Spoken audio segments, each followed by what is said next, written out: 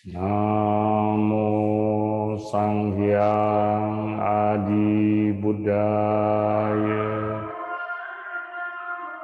Namo Tassa Bhagavato Arahato Sama Sambuddhassa. Namo Sarve Bodhisattvaya Mahasattvaya. Utama Wato Sati Mato Suci Kamasa Nisama Karino Sanya Tasa Ca Dhamma Jiwino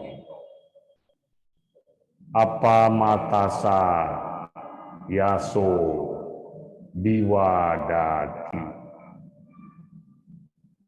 Orang yang penuh semangat, selalu sadar, murni dalam perbuatan, memiliki pengendalian diri, hidup sesuai dharma, dan selalu waspada, maka kebahagiaannya akan bertambah. Namo Sang Hyang Adi Buddhaya, Namo Buddhaya. Bante yang kami muliakan, ya, saya lihat ada Bante yang ikut upacara puja bakti kita secara Zoom. Dan ada juga Romo Hudi dari Jawa Timur yang juga ikut bergabung di Zoom kita. Ibu bapak serta saudara-saudari yang terkasih dan yang berbahagia di dalam Dharma. Karma baik kembali mempertemukan kita pada puja bakti Minggu sore di hari Minggu ini. Ya. Yang hadir di wihara, ya lumayan banyak, terutama ibu-ibunya. Dan yang ikut secara virtual melalui Zoom juga lumayan banyak, ada sekitar 30-an orang. Dan yang sangat istimewa hari ini, Bante Badra Buditera, yang juga mengikuti puja bakti kita secara virtual. Ya. Hari ini tema kita memang cukup menarik, tetapi ini menarik bagi remaja ataupun generasi muda. Bagi ibu-ibu mungkin pusing. Ini apa khotbah Romo ini? Ya, khotbah hari ini memang agak aneh dan perlu penjelasan. Judulnya adalah Crazy Rich, investasi bodong, waspada, jangan serakah dan bodoh. Cukup panjang, campur-campur, ada bahasa Indonesia, ada bahasa Inggris. Nah, bagi ibu-ibu udah menarik nih apa Romo cerita hari. Ya. Tapi nanti kalau sudah saya jelaskan mungkin baru bisa dipahami. Crazy Rich itu bahasa Inggris. Kalau anak-anak tadi pagi SD, SMP, saya tanya crazy semua jawab. Ya, crazy itu crazy, gila. Gilo, kata orang awak, kalau orang awak bilang gilo. Lah gilo. Ya, itu crazy. Rich itu kaya. Crazy rich, gila kaya. Atau kaya gila. Apa artinya tuh? Ya, nah, nanti akan saya jelaskan. Kemudian ada investasi bodong. Bodongnya apa ya? Kalau orang Minang enggak ngerti bodong. Bodong itu bahasa Sunda. Ya. Kemudian waspada. Jangan serakah, jangan bodoh. Nah, crazy rich itu satu istilah yang kemudian berkembang, itu berawal dari sebuah novel. Ya, buku novel cerita novel ditulis oleh orang Inggris, dia menggunakan istilah. Jadi ini istilah. Tidak bisa kita terjemahkan secara huruf. Crazy rich itu artinya orang yang super kaya. Orang yang sangat kaya sekali. Tetapi ternyata bukan itu saja. Ada beberapa hal yang melekat dari istilah crazy rich ini. Orang super kaya, kemudian suka memamerkan kekayaannya untuk masuk tujuan tertentu. Kalau zaman saya kecil dulu, banyak orang kaya. Orang-orang Chinese yang kaya. Tetapi kalau kita lihat, kita tidak percaya dia kaya. Ya, kemana-mana pakai sandal jepit, baju kaos oblong, ya. Tidak percaya kita dia orang kaya. Ada lagi, waktu itu mama saya bilang, oh dia tuh orang kaya, punya mobil, tetapi punya kebiasaan tidak bisa pakai sepatu. Kalau pakai sepatu, kakinya sakit. Ya, jadi dia kalau bawa urusan ke kantor pemerintahan, mengurus bisnisnya, dia bawa sepatu di mobil. Mau turun mobil, pakai sepatu. Nanti naik mobil, dia buka lagi sepatu. Dia tidak bisa pakai sepatu. Tapi dia kaya raya. Itu zaman dulu.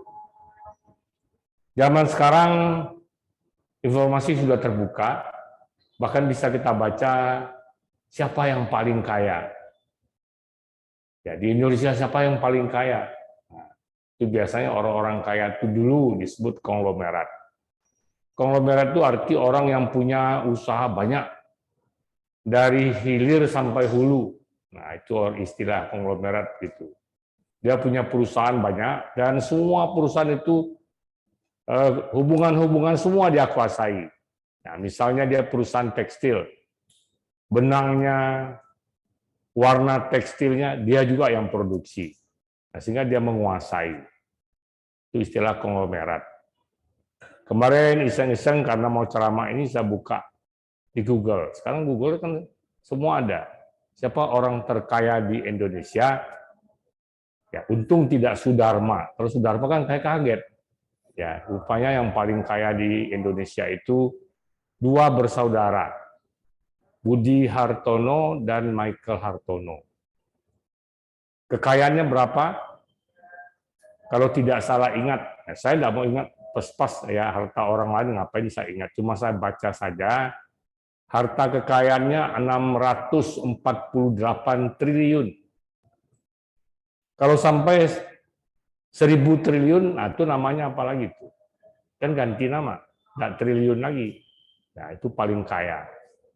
Tetapi tidak menonjol. Mungkin kalau saya bilang Budi Hartono, ada yang belum pernah lihat mungkin. Ya, padahal dia orang terkaya. Ya, punya rokok jarum, pabrik rokok jarum, kopi gajah, ya, kemudian bank BCA, tapi jarang kita lihat tampilannya. Ya, nah itu kaya juga, tetapi tidak disebut crazy rich. Ya, terus apa crazy rich ini? Crazy rich ini orang super kaya, uangnya banyak. Katanya kalau mau disebut crazy rich ini, hartanya minimal harus 7 triliun, 7 miliar. Ya, crazy rich. Crazy rich-nya orang-orang kaya, kebanyakan anak-anak muda, ya, yang tua-tua ada seperti itu. Crazy rich ini anak-anak muda yang kaya karena pengaruh milenial ini. Nah, kan sudah pernah kita bahas bahwa di era milenial ini bisnis orang berubah. Nah, ini kita yang tua-tua cuma mengamati lah. Ya, yang muda-muda harus tahu. Ya, sekarang bisnis ini berubah total. Ya, seikut dengan perkembangan di era milenial ini banyak menggunakan digital. Ya, sehingga orang-orang yang disebut crazy rich ini biasanya kayanya itu sebagian ya. Sebagian itu adalah karena metode investasi. Nanti saya akan jelaskan investasi ini apa. Tapi ada juga yang murni usaha. Ya, kalau kita lihat di acara apa ya, Meridiana ini apa nama acaranya, saya suka lihat juga tuh. Ada orang yang waktu kuliah dia jual tahu goreng dekat kampusnya karena miskin. Ya, karena miskin sambil kuliah di sela-sela tidak ada kuliah dia jual tahu digoreng. Tetapi sekarang dia jadi kaya karena usaha tahunya ini banyak di mana-mana. Dia punya lapak di mana-mana sampai ratusan, sehingga dia termasuk orang kaya. Nah, itu cara yang benar. Ya. Kemudian juga ada orang yang usaha goreng pisang. Wah, goreng pisang sekarang punya counter seperti anak Pak Jokowi kan sang pisang ya. Di mana-mana ada. Kan baru ada di Padang belum ada. Ya, karena di Padang banyak goreng pisang yang masih 5.000 satu masih ada. Jadi kurang laris lah. Ya. Nah, tetapi kemudian ada yang crazy rich ini orang-orang yang kaya mendadak karena investasi. Tahu investasi? Investasi ini kalau istilah orang Padang dulu berkongsi dagang. Ya, misalnya saya bilang, saya mau buka toko nih, tapi modal saya tidak banyak. Saya butuh modal 1 miliar. Kamu mau gabung enggak sama saya? Nah, ini investasi, ya. Saya butuh 1 miliar, tapi saya hanya punya 250 juta. Kamu mau dapat 4 orang bergabung, dapat modal 1 miliar, buka toko. Nah, itu pakai surat notaris. Notaris buat apa namanya CV PT ya, kalau sistemnya kalau CV itu keluarga CV, tapi kalau sudah melibatkan orang lain namanya PT, perseroan terbatas. Kemudian setiap tahun biasanya perusahaan ditutupkan dengan neraca akhir tahun kan, misalnya dapat untung 200 juta. Dapat untung 200 juta. Karena 4 orang pesahamnya, 4 orang investornya, dan masing-masing sama, maka yang 200 juta ini dibagi 4. Satu orang dapat keuntungan 50 juta. Nah, itu yang namanya investasi itu kira-kira. Tetapi dunia berubah. Dunia berubah. Investasi ini kadang-kadang kita tidak kenal perusahaannya apa. Nah, seperti saya ada yang ngajak, Romo masuk, pasti tawarnya pasti menarik. Ya, kecap tidak pernah nomor 2. Coba lihat di botol kecap, tidak ada kecap nomor 2, tetap kecap nomor 1. Nah, itu promosi dagang memang begitu. Investasi juga begitu. Yang ngajak saya ini kereta api Skyway. Kalau Romo invest modal 15 juta, itu 1 bulan bunganya bisa sekian puluh. Saya mikir, wah banyak ya. Kalau saya masukkan 20 juta, 1 bulan ongkang kaki saya sudah terima sekian juta. Ya. Terus saya pikir, saya masuk ini perusahaannya saya lihat enggak? Saya tanya, di mana perusahaannya? Oh, perusahaannya seluruh dunia ada. Nanti saya kirim sama Romo foto-fotonya. Nah, dikirim foto, video. Saya berpikir lagi, ya, foto ini kan sekarang bisa dibuat, bisa rekayasa. Saya tidak katakan perusahaannya ini ya. Tapi akhirnya dikaji, dipikir, ditimbangkan, dipertimbangkan. Akhirnya saya tidak ikut. Itu ceritanya. Nah, sekarang investasi bodong. Investasi tetapi ternyata palsu, tidak ada.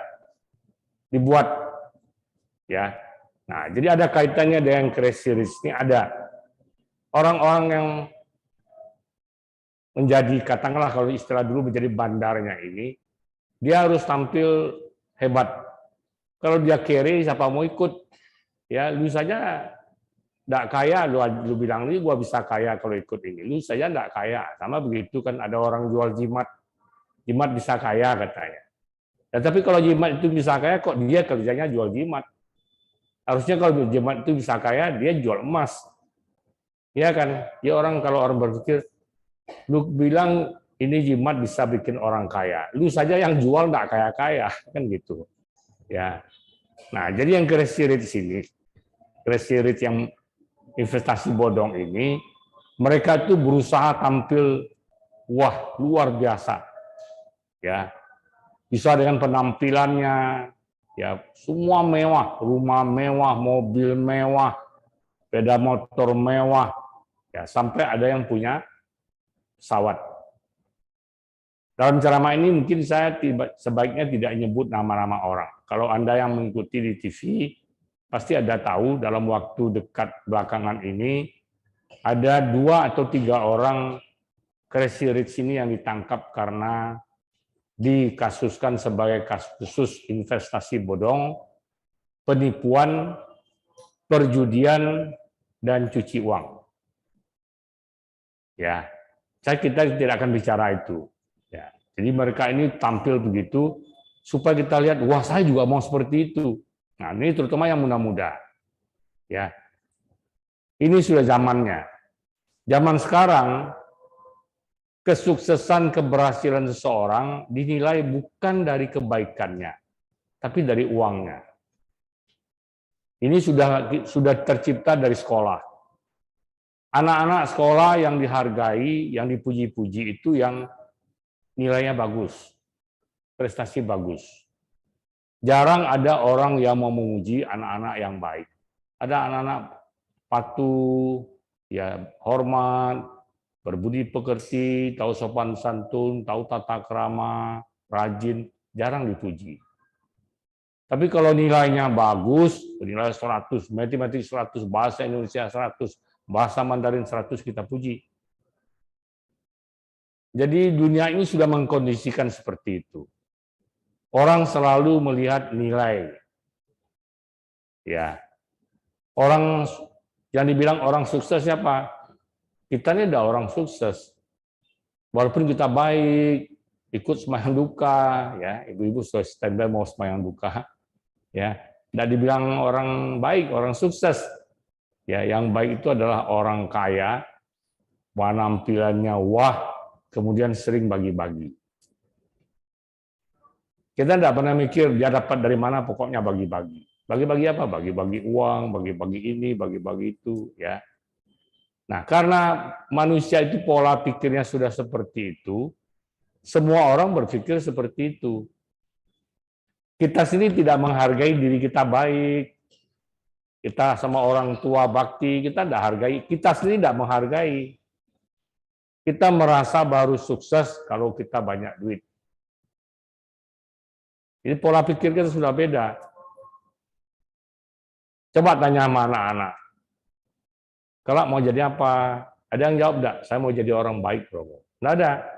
Saya mau jadi orang kaya, saya mau jadi dokter, saya mau ini, mau itu. Enggak ada yang bilang jadi orang baik. Jadi orang baik itu bisa siapa saja. Ya. Jadi tukang sapu yang baik ada juga.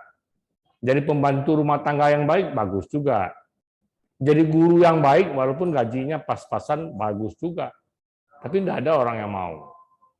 Karena pola pikir manusia, sukses itu berarti dikaitkan dengan materi, dengan uang. Kecenderungan seperti inilah yang digunakan.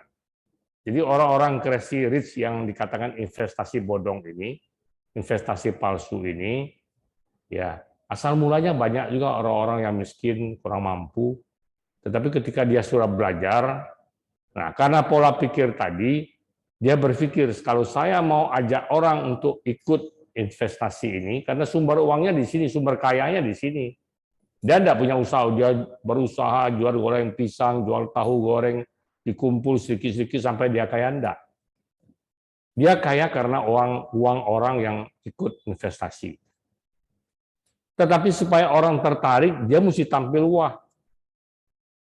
Ya, tadi kan saya bilang, kamu jual jimat bisa kaya, kamu aja enggak kaya-kaya, orang tidak percaya kan. Tapi kalau dia tampil kaya, ya ada orang yang pesta, saya juga tidak usah sebut, orang pesta pernikahan, Thanksgiving-nya apa? Thanksgiving-nya HP, bukan HP yang 1 juta, 2 juta, bukan. HP yang mahal. Bayangkan setiap orang datang dikasih Thanksgiving-nya HP. Tapi ya untung kita tidak diundang. Kalau diundang kan dapat HP mahal juga. Ya kan? Nah, orang tampil begitu. Kemudian dia tampil mewah, sampai punya rumah sekian banyak, terus di syuting-syuting rumahnya. Ya orang dulu kan uangnya ada, disembunyikan di bawah kasur. Ini enggak. Uangnya ini ditonjolkan supaya orang menarik. Wah kaya. Semua orang mau. Jadi ketika dia bilang, ayo ikut investasi supaya kaya seperti saya, orang mau ikut. Ya, akhirnya banyak yang ikut. Itulah sebenarnya yang membuat dia kaya. Perusahaan itu sebenarnya tidak ada. Kalaupun ada, perusahaan itu fiktif dalam bayangan-bayangan saja. Jadi uang orang dikumpul, kita bayangkan tuh, wah kalau saya investasi 10 juta, ya 1 bulan saja bisa dapat 2 juta. Siapa yang tidak mau? Bapak Ibu mau enggak? Kalau saya bilang, ayo investasi 10 juta, 1 bulan dapat 2 juta. Menggiurkan, menggiurkan. Bunga bank berapa sekarang? Bunga bank setahun tidak sampai 1%. Dengan tidak menarik. Nah ini ditawarkan 1 bulan 2%. Ya, Anda bayangkan tuh. Wah tentu kita mau. Nah disitulah terjebaknya. Ya, jadi itu kira-kira fenomena crazy rich dan investasi bodong. Terus kemudian apa fungsi agama Buddha untuk menanggulangi masalah ini?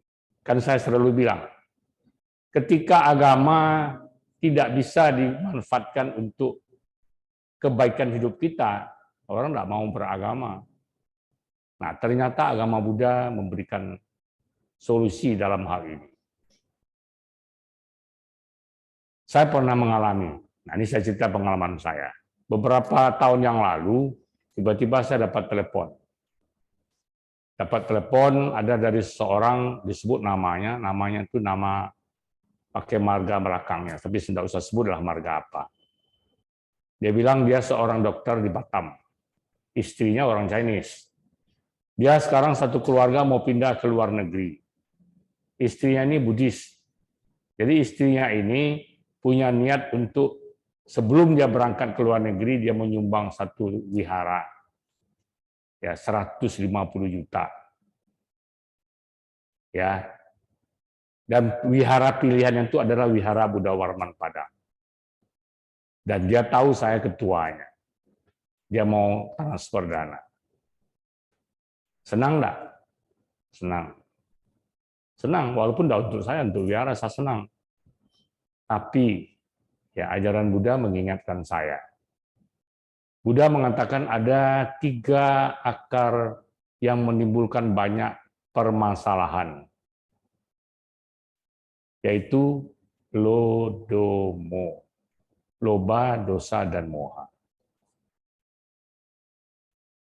Ribuan tahun yang lalu, 2.600 tahun yang lalu Buddha mengajarkan, sampai sekarang ini masih berlaku. Saya ingat, lodomo, tidak boleh serakah, tidak boleh punya banyak kebencian, dendam, dan tidak boleh bodoh. Ya, ini tidak masuk bodoh di sekolah, bodoh secara mental, bodoh secara batiniah. Ada seorang profesor pun bisa bodoh. Pintarnya di mana profesor? Mengapa orang mau bilang profesor bodoh? Pintarnya di intelektual. Profesor apa? Profesor matematik, pintar dia di matematik, tetapi secara mental, secara spiritual bisa saja dia bodoh. Jadi itu yang dimaksud Buddha bodoh, itu adalah bodoh secara batin. Ya. Jadi waktu itu saya berpikir, orang ini mau berdana untuk wihara, dari mana dia tahu ada wihara Buddha Warman, dan dari mana dia tahu saya ketua wihara. Ya, jadi akhirnya saya ikuti saja, sampai batas-batas tanya ini, tanya ini. Kemudian saya sadar bahwa ini penipuan. Terakhir dia telepon, Romo sudah dikasih nomor ini nih. Oh maaf Pak, terima kasih. Ya, terima kasih Bapak kalau mau menyumbang, menyumbang saja di wihara lain. Akhirnya Dayadi. Ya, nah, ada pengalaman lagi. Seorang Romo, saya tidak usah sebut juga namanya. Sekarang beliau tidak berada di sini. Ya sudah pulang kampung, kampungnya kebetulan di Jawa Tengah juga. Ya, Romo ini pada satu hari pergi jalan-jalan ke tempat keramat Gunung Kawi. Ya, jadi tempat keramat Gunung Kawi ini kan orang minta ini, minta itu katanya. Saya sendiri belum pernah pergi dan mau pergi, tapi tidak mau minta-minta, cuma mau lihat saja. Ya, jadi waktu Romo sampai di sana, ya sudah ikutlah lihat apa-apa, ya mungkin juga ikut sembahyang. Ya, kemudian waktu dia turun, tiba-tiba dihampiri oleh seorang pemuda. Pemuda ini bawa kain hitam, ya, terus bisik-bisik, Pak, kita berjodoh. Berjodoh apa? Romo, ini berjodoh. Ini ada barang benda pusaka, benda keramat. Bapak mungkin jodohnya. Ya, dia buka. Di dalam kain hitam itu ada jagung. Jagung tetapi sudah keras, dipegang sekeras batu. Ya, ini jagung keramat katanya. Kalau yang memiliki jagung ini nanti bisa kaya. Yuk, siapa yang tidak mau kaya? Ada yang tidak mau kaya? Ada. Semua orang mau kaya kan? Termasuk si Romo tadi. Ya, ini cerita sama saya. Ini menceritakan kebodohannya. Dia cerita ke saya. Ya, dia beli. Ya, berapa harganya? Sebenarnya saya jual biasa 1 juta nih. Tapi ini sama Bapak karena berjodoh, ya sudahlah 500.000 saja. Itu tahun 80-an. Besar, lumayan besar. Ya, akhirnya dibawa sampai ke hotel, mikir-mikir, dilihat betul seperti jagung, ya seperti jagung betul warnanya, ya terus dipegang keras, ya, diketokkan ke meja, keras bunyinya, kok jagung bisa gini keras? Sampai di hotel itu baru terpikir, jangan-jangan ini bukan jagung, jangan-jangan ini jagung mainan, fiber kan orang banyak kan kalau di orang jual ada buah apel seperti apel, ada buah pisang seperti pisang, tapi bukan betul-betul pisang. Akhirnya Romo ini ambil korek api, dibakar. Oh iya terbakar. Ternyata itu plastik lah, jadi kalau kita bilang fiber. Nah, jadi akhirnya ketipu. Nah, kembali pada ajaran Buddha, Buddha mengajarkan kita pertama jangan serakah. Kalau kita serakah, banyak orang akan terkena dengan investasi bodong ini. Ya, karena membayangkan sesuatu yang banyak sekali, bunganya besar, ya, sehingga menutupi kecerdasan kita. Kita jadi terlena, jadi bodoh, ya, jadi bodoh dan terpengaruh. Nah, kemudian kena. Ada yang sampai nangis-nangis. Saya lihat kemarin di YouTube, ada yang nangis-nangis karena sudah investasi lebih dari 800 juta. Bayangkan, ya, karena mengharap untung, semua dikumpul sama-sama uang saudara-saudaranya, anak istri kumpul semua pergi investasi. Ternyata bodong. Ya, orang pelakunya ditangkap. Nah, kalau ditangkap ya ditangkapnya sudahlah, mau penjaralah, harta saya mana ada disitalah.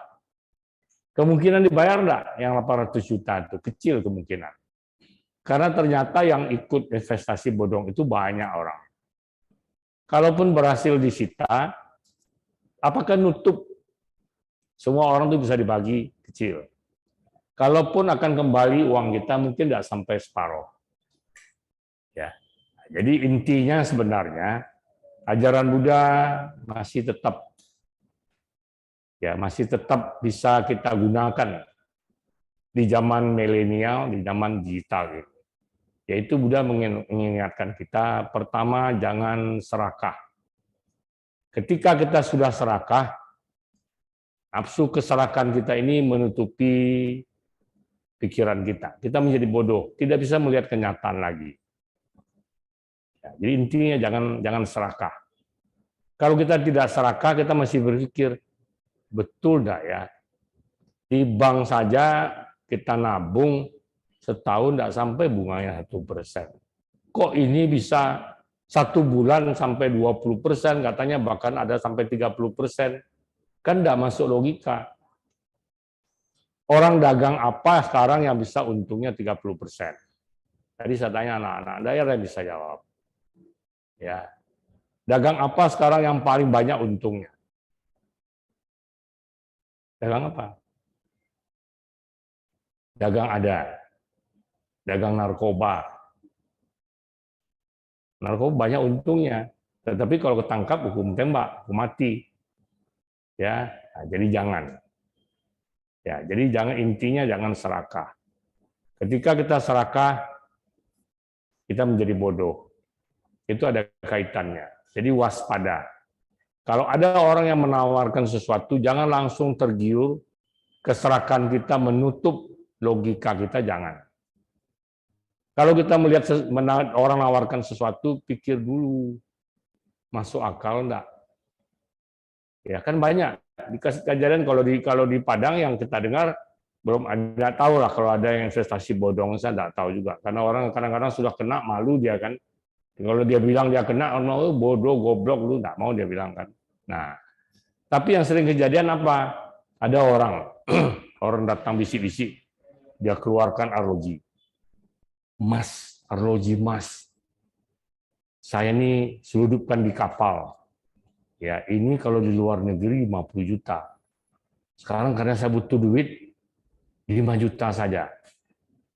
Ya, dia bisik-bisik, wah kita langsung tergiur, wah arloji mas 5 juta, wah murah sekali. Nah, kemudian kita mulai beli.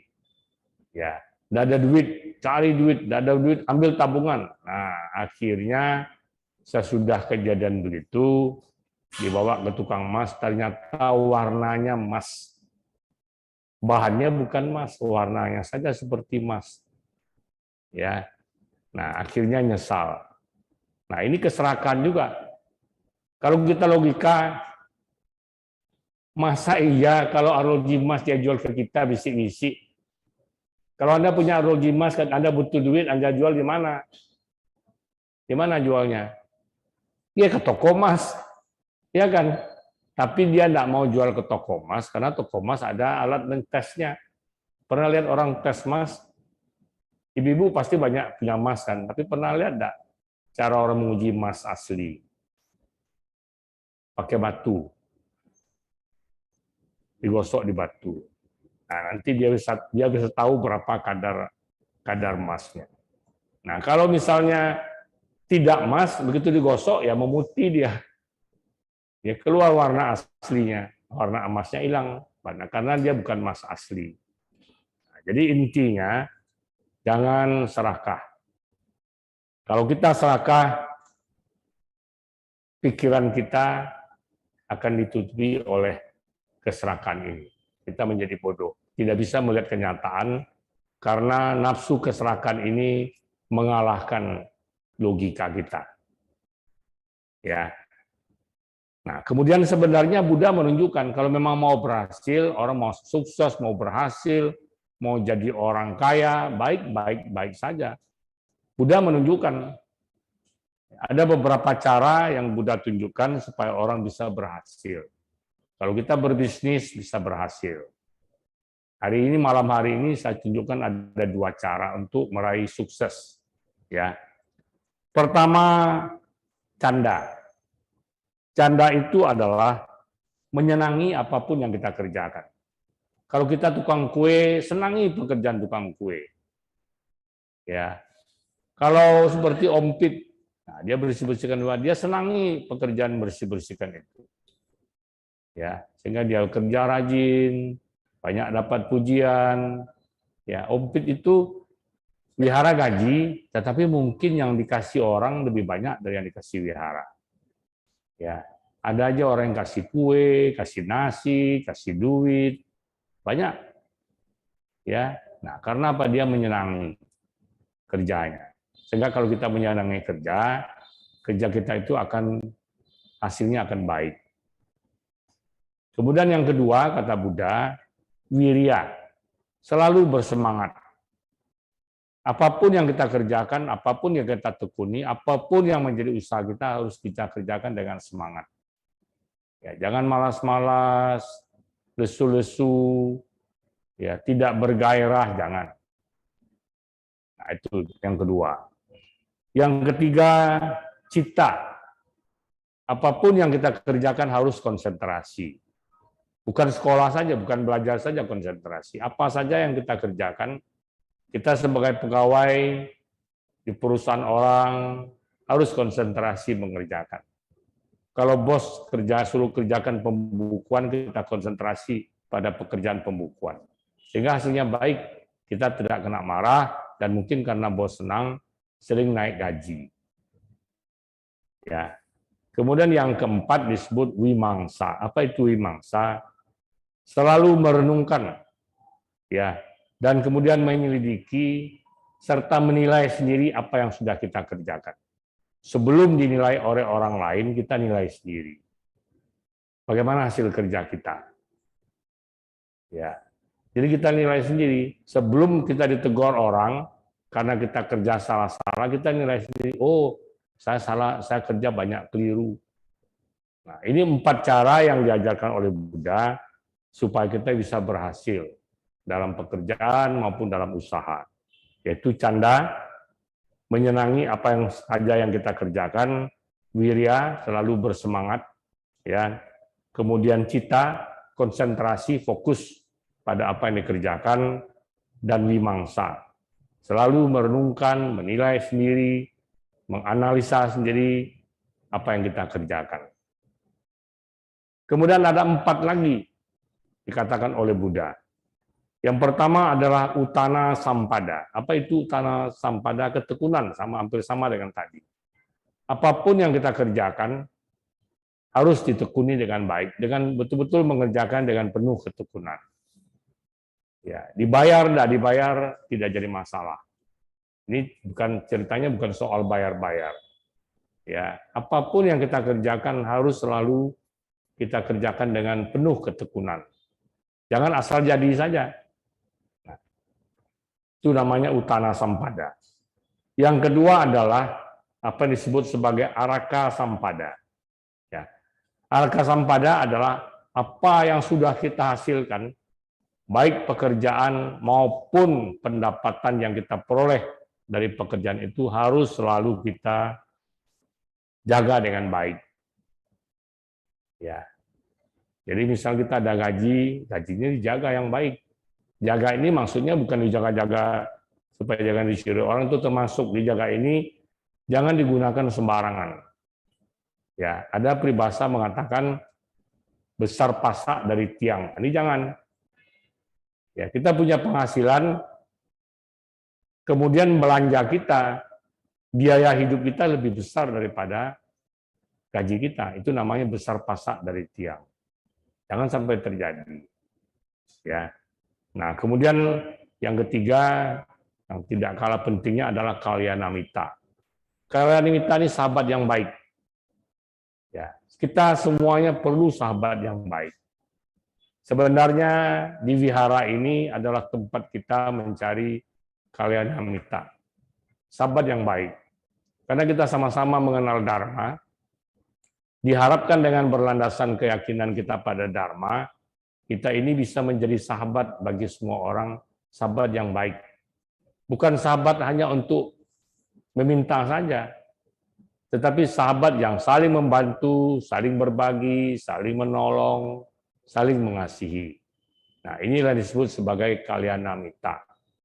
Jadi perlu sekali, ya, perlu sekali. Seorang manusia itu perlu punya kalyanamita. Ketika orang berlatih, ya, berlatih meditasi, melatih diri, dia juga harus punya kalyanamita. Yaitu orang-orang yang peduli, mau menolong dia, perhatian terhadap dia, mau berbagi, saling menolong, saling membantu, saling mengasihi. Ya, kita perlu. Ya, itu namanya kalyanamita. Kemudian Yang terakhir adalah sama jiwita. Sama jiwita ini hidup ini harus seimbang. Ada orang kerja saja terus sampai ke wihara, tidak sempat lagi. Ini juga tidak bagus.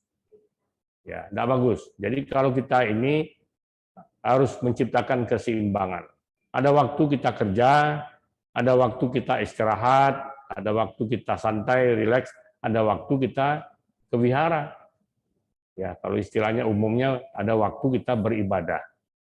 Ya, kalau kita tidak menciptakan keseimbangan dalam hidup ini, semuanya jadi sia-sia.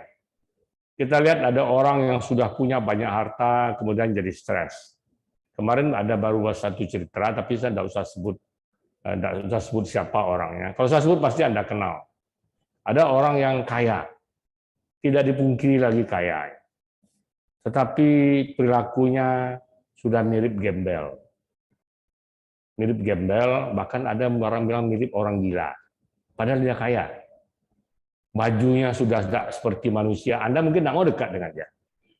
Kaya, ya mandi pun tidak pernah mungkin lagi, rambut kusut-kusut, gigi tidak pernah digosok, tapi kaya. Ya, kalau orang kaya, bahkan tidurnya katanya tidak di atas spring bed. Jadi ini yang cerita ini orang-orang dekatnya, dia tidur pakai alas kardus. Kardus bekas kotak-kotak barang itu dia bentang, dia tidur di situ. Pada kaya sekali. Kalau saya sebut pasti Anda kenal, tapi tidak usah lah. Itu kan nanti kalau sekarang kan bisa kena pasal ya pelecehan nanti. Saya tidak usah sebut. Tapi ada orang seperti itu. Mengapa demikian? Karena dia tidak bisa menciptakan keseimbangan dalam hidup ini. Ya, lama-lama ya jadi itu orang kalau dibawa ke dokter, dokter pasti bilang sakit jiwa, ada gangguan kejiwaan. Dia tidak bisa nikmati. Nah, kalau dilihat dari karma, dalam zaman hidup Buddha kan ada cerita orang kaya, tapi kerjanya orang tidak tahu dia kaya. Ya kerjanya apa? Kerjanya tiap hari pergi ke tong sampah, dikumpul makanan-makanan itu dia makan. Ya. Tapi ketika dia meninggal karena dia tidak punya keluarga, ya terus itu di India kalau tidak ada keluarga nanti pemerintah yang ngurus. Nah, jadi cerita jenazahnya pemerintah yang ngurus. Ini kejadian dalam zaman Buddha.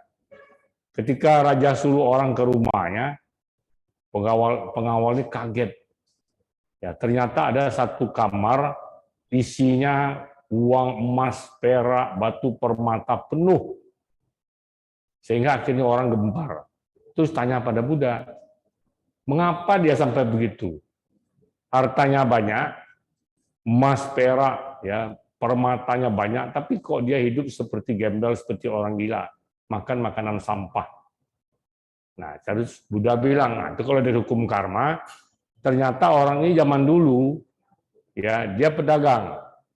Pedagang, satu hari dia pulang dari pasar, ya, dia lihat di bawah pohon ada seorang pertapa. Pertapa ini adalah Paceka Buddha. Paceka Buddha itu Buddha yang hidup di masa tidak ada ajaran sama-sama Buddha. Paceka Buddha ini duduk. Ya, kemudian timbul niatnya. Dia bawa makanan. Ya saya kasihlah petapa ini makanan. Terus dia kasih entah kue, entah apa, enggak tahu dikasih. Sudah dia kasih, orang tua bilang enggak kamguan nih. Gua kasihnya. Ya, dia makan enggak. Sudah dikasih, dia duduk dari jauh, dia lihat petapaan. Ya, ternyata sebentar ini lewat ini orang ini kasih kue lagi, nanti lewat kasih kue lagi. Menyesal dia. Bilang, waduh, kalau tahu banyak orang kasih dia, gua enggak kasih dia. Nah, gara-gara tidak ikhlas berdana tadi, gara-gara mengumpat tadi, ya, gara-gara tidak kamguan tadi, dia meninggal karena dia sudah berdana jadi orang kaya. Tetapi dia tidak bisa menikmati kekayaannya. Ya, jadi kalau kita berdana, jangan diumpat-umpat. Ya, ini mapal gua berdana sama Bante 1 juta, ternyata banyak orang berdana. Kalau gua tahu tadi 100.000 saya gua kasih, itu nggak boleh. Nggak boleh diumpat. Kalau sudah kasih ya kasih. Ya, karena kalau kita mengumpat ya itu, jadi kita bisa kaya tetapi tidak bisa menikmati kekayaan kita. Nah, jadi sebenarnya ajaran Buddha sampai saat ini pun masih bisa kita gunakan untuk membuat hidup kita menjadi lebih baik. Nah, demikian saja Bapak Ibu serta saudara-saudari apa yang dapat saya sampaikan. Kemudian akan saya sampaikan beberapa pengumuman dan pemberitahuan yang perlu kita ketahui bersama. Yang jelas besok adalah kalau kalender Imleknya Jigwe Cakau. Besok adalah hari kebesaran Bodhisattva Avalokitesvara atau Kuan Yin Tan. Ya, kita sudah memasuki era new normal. Ya. Kasus COVID sudah semakin mereda, jangan kemalasan yang semakin tumbuh. Ya, karena pandemi COVID ini sudah membuat kita pada malas. Malas ke wihara, malas berbuat baik, semuanya jadi malas. Nah, tadi siang saya senang anak-anak Sekber dan anak-anak PVBW ada rapat ya dikoordinir oleh Pak Tri. Mereka membicarakan acara-acara, kegiatan-kegiatan untuk menyambut Waisak. Dan ini perlu. Nah, nanti ibu-ibu harus nyusul lagi. Ya, hari ini saya lihat tidak ada yang pengurus ya. Pengurus-pengurusnya tidak ada hadir, tapi mungkin mudah-mudahan ada yang ikut dengar. Ya, kita harus siap menyambut Waisak tidak lama lagi.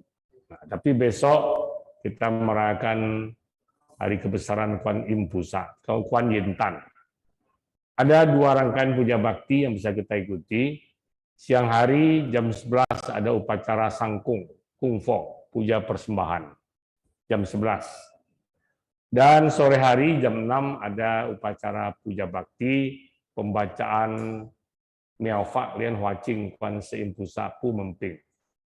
Ya, pembacaan Sadharma Pundarika Warga, ya, Avalokitesvara Samatamuka Sutta, ya, besok sore. Dan kemudian jangan lupa banyak acara yang akan kita jelang, banyak kesempatan kita untuk berbuat baik. Yang pertama akan saya sampaikan adalah mengenai Bina Widya. Ya. Bina Widya tahun ini kita akan mencoba bangkit lagi. Ya, sudah 2 tahun ini kita adakan secara virtual, secara online. Nah, tapi tahun ini kita coba lagi secara hybrid. Jadi ada sesi online, ada offline. Ada tatap muka, ada tatap maya. Dari hasil rapat kemarin, acara Bina Widya kita mulai tanggal 4, 5, 6, 7, 8, 9, 10. Pembukaannya minggu depan tanggal, bukan minggu depan, minggu sekali lagi ya. Minggu depan tanggal 26, minggu sekali lagi. Tanggal 3 hari Minggu setelah selesai puja bakti, pembukaan jam 8 malam. Nah, bagi ibu-ibu yang hadir di sini, yang masih punya anak di sekolah minggu, diharapkan ikut di dalam pembukaan secara Zoom ini. Karena apa? Saya berpikir, ya kita di wihara ini mati-matian mendidik anak-anak, supaya mereka jadi orang baik. Makin banyak orang baik, makin aman dunia ini. Ya, tetapi kita tahu kita tidak akan berdaya kalau orang tuanya tidak peduli. Ya, walaupun kita dari wihara, guru-guru sekolah minggu ini ingin mendidik anak-anak menjadi baik, tetapi ketika orang tuanya tidak peduli, tidak bisa. Karena anak lebih lama di rumah orang tuanya daripada di wihara. Makanya kita menghimbau orang tua, nanti waktu upacara pembukaan ini ikut, sehingga bisa mendengar apa yang harus dibantu oleh orang tua di rumah, supaya program latih diri Bina Widya dan RHB ini, Bina Widya dan Retreat Hidup Berkesadaran ini bisa berhasil. Ya, nah jadi nanti ada jadwalnya, ada jadwal untuk SMP dan SMA. SMP dan SMA jadwalnya tanggal 4, 5, 6, 7 penutupan. 4 hari, 3,5 hari. Ya. Jadi yang SMA setiap pagi mereka ke wihara. Mulai dari jam 8 sampai jam 12 atau setengah 1 mereka di wihara. Ikut pelatihan. Latihan meditasi, meditasi duduk, meditasi jalan, meditasi minum teh, meditasi makan biskuit. Ada. Saya tidak gurau nanti orang mau gurau-gurau meditasi makan biskuit. Ada. Meditasi makan apel boleh saja, tidak apa-apa. Ya, jadi artinya meditasi makan apel, makan biskuit, makan tapi disadari. Nah, ini tidak gurau-gurau, ini praktek dalam ajaran Buddha. Dan kemudian ada rencana, ada 2 bante yang datang. Ya, bante yang datang 2 orang, sekaligus akan memimpin upacara Cengbeng. Kemudian tanggal 6, itu ada rencana kita akan mengadakan peace walk sampai ke puncak Gunung Padang. Ada yang tahu dulu Gunung Padang itu disebut apa? Coba, siapa yang tahu? Kalau orang Padang pasti tahu tuh. Kalau zaman dulu orang bilang gunung apa? Ada yang tahu? Bukan orang Padang tahu enggak dulu? Gunung Padang bilang apa? Sintiong sebelah sini. Gunung Padang itu dulu dibilang gunung monyet. Ya, gunung monyet. Mengapa? Banyak monyet. Sekarang masih banyak, tapi tidak mengganggu. Ya, kemarin ada berita karena habitat monyet ini terganggu, monyetnya malah menyerbu ke kampung. Ya, dulu namanya gunung monyet tuh. Waktu saya kecil-kecil itu namanya gunung monyet. Ya, belum disebut Gunung Padang, sekarang baru Gunung Padang. Nah, kemudian dilekatkanlah cerita Siti Nurbaya. Ya, karena karangan buku Siti Nurbaya oleh Mara Rusli dikatakan di atas itu ada kuburan Siti Nurbaya, enggak ada. Itu cuma cerita saja, enggak ada. Ya, Siti Nurbaya itu tokoh fiktif, enggak betul-betul ada. Itu hanya dalam novel Siti Nurbaya. Ya. Nah, kemudian lanjutkan SD mulai tanggal 7, 8, 9, 10 selesai. Mengenai jadwalnya yang lengkap nanti akan di-share kepada para orang tua murid. Dan sekali lagi minta dukungan dari orang tuanya. Nah, terus kita yang tidak punya anak yang ikut Bina Widya, apa yang bisa kita lakukan? Berdana. Ya, berdana, memberikan sumbangan. Karena ada 2 bante yang kita datangkan dari Lampung, bante tidak bisa kita suruh jalan kaki. Ya, jalan kaki berapa bulan mau sampai ke sini. Pasti naik pesawat, butuh biaya. Anak-anak ini nanti ada sesinya makan kue, ya ada sesinya makan siang di wihara. Ya, dan ada juga pembicara-pembicara yang kita undang secara virtual. Pembicara-pembicara ini dikasih honor. Ada pembicara yang tidak dapat honor. Siapa itu? Yang bicara ini. Pernah dapat honor? Pernah dikasih honor saya? Tidak pernah. Dan memang tidak minta.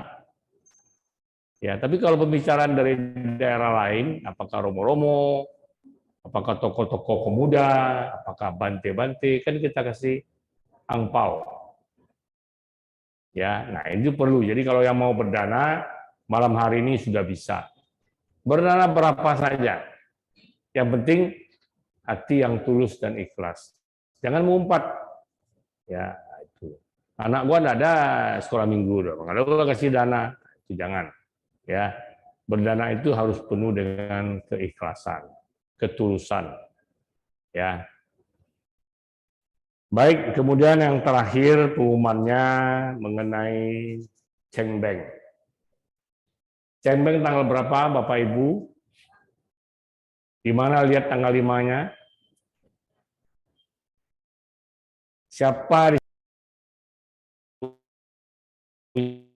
punya kalender wihara? Nanti ada tim sus yang akan turun ke rumah-rumah mencek apakah punya kalender atau tidak. Sebelum ya tim susnya turun, nah, tolong Kalau yang belum punya nanti bisa ambil di kantor.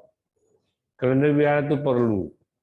Ya, jadi jangan kalau tidak punya kalender wihara, Uposatha tidak tahu, Sejit Kuan Im tidak tahu, nah, semua tidak tahu. Nah, jadi punya kalender di wihara, kalender wihara di rumah, dan kemudian bisa lihat. Jadi jadwal Cengbeng kita hari Selasa tanggal 5 April. Ada 2 orang Bante yang akan datang, yaitu Bante Badra Murti dan Badra Prabawa yang akan memimpin. Ya. Nah, bagi yang mau ikut upacara Cengbeng, mendoakan, melimpahkan jasa kepada orang tua, suami, istri, sanak famili, keluarga, kerabat, leluhur yang telah meninggal, segera mengambil formulir ini. Diisi kiri dan kanan. Nah, nanti silakan di kantor. Satu bagian yang kita berdana nanti akan ditekan oleh petugas dan kemudian diserahkan pada kita bahwa bukti kita ikut. Mau ikut secara massal, oke, artinya semuanya bersama-sama. Mau ambil paket meja sendiri, boleh. Nanti tinggal dihubungi, tinggal disampaikan di kantor administrasi kita. Ya. Nah, kemudian ada lagi kebiasaan. Kebiasaan apa? Nah, katanya kalau orang baru meninggal mesti sembahyang lebih cepat. Sebenarnya tidak ada juga aturan begitu, tidak ada. Tapi ya kalau mau ya tidak apa-apa lah. Itu kan tradisi ya yang sudah lama begitu. Katanya kalau orang yang baru meninggal belum setahun sembahyang mesti lebih cepat. Nah, ya boleh. Ya kita nanti akan tentukan tanggalnya dan tidak boleh sembarangan mau kita saja. Apalagi kalau melibatkan orang wihara. Ya, orang wihara sekarang yang sembahyang ini tidak banyak. Banyak yang sudah tua-tua juga. Ya, tiap hari sembahyang. Nah, itu kan bilang selama awak saya mau tanggal sekian, mau siang, saya mau tanggal sekian, sore. Enak menyebut, tetapi ya itu murah di mulut, mahal di timbangan. Kita murah di mulut ngomong aja, tapi timbangan mahal orang yang sembahyang. Jadi kita atur waktunya. Nanti kasih pilihan, ya, nanti akan kita tentukan, dan itu saja. Jadi tidak tanggal 5 boleh, tapi tanggal berapa. Mau lebih cepat kan? Nah, lebih cepat kita tentukan tanggalnya. Ya, semuanya kita mau layani, tetapi tentu jangan menyulitkan karena di wihara kita ini perlu diketahui agak berbeda. Di wihara kita ini para pandita ini tidak ada gajinya. Ya, tidak ada gaji. Jadi kalau kita suruh tiap hari mereka kan punya keluarga juga. Ada juga yang usaha di rumah, ada yang punya tukang jahit, ada juga tukang kue. Kalau kita suruh ke wihara terus kan nanti tidak berasap dapurnya. Ya kan? Nah, jadi kita harus maklum. Umat juga harus bijaksana. Demikian saja. Jadi upacara Cengbeng nanti bisa segera diambil formulirnya. Kemarin saya juga sudah share rasanya ya. Di grup sudah, dan tolong disebarluaskan. Nah, nanti malam saya akan share lagi mengenai Bina Widya. Demikian Pak Romo, Bapak Ibu, serta saudara-saudari. Ada yang mau bertanya? Di sini ada yang chat enggak? Wah, Romo Hudi belum punya kalender. Boleh Romo, nanti kita kondisikan. Saya akan sampaikan pada Pak Tri. Tolong Romo nanti beritahu alamatnya di mana Romo. HP saya Romo punya. Punya Romo ya, HP ya. Mau HP nanti Romo kirimkan alamatnya. Nanti kita akan kirimkan kalendernya. Walaupun sudah agak terlambat, tidak apa-apa. Nah, ini Romo nawarkan kalau ke Gunung Kawi mau diantarkan. Nanti Romo, setelah selesai pandemi COVID, nah saya nanti akan coba jalan-jalan. Jalan-jalan sambil lihat-lihat. Ya. Waisak nanti ada 3 anggota sangga. Ini siapa yang kirim ya? Bante bukan? Bante ya. Nah, nanti ada 3 anggota sangga yang ke sini waktu Waisak. Ini dari Bante Budi. Ya. Terus siapa lagi nih? Pertanyaan tidak ada ya, cuma info-info saja. Terima kasih Romo Hudi yang sudah menawarkan.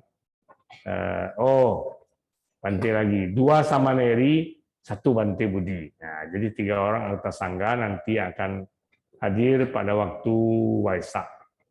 Nah, jadi mari kita persiapkan Waisak dengan sebaik-baiknya. Kita bangkit lagi sesudah masa pandemi ini dengan kegiatan-kegiatan. Ya, jangan bermalas-malasan, harus segera bangkit, berbenah diri, dan kemudian kembali menata kehidupan kita dalam new normal, dalam kenormalan baru. Terima kasih, selamat malam, semoga bermanfaat. Namo Sang Hyang Adi Budaya, Namo Buddhaya.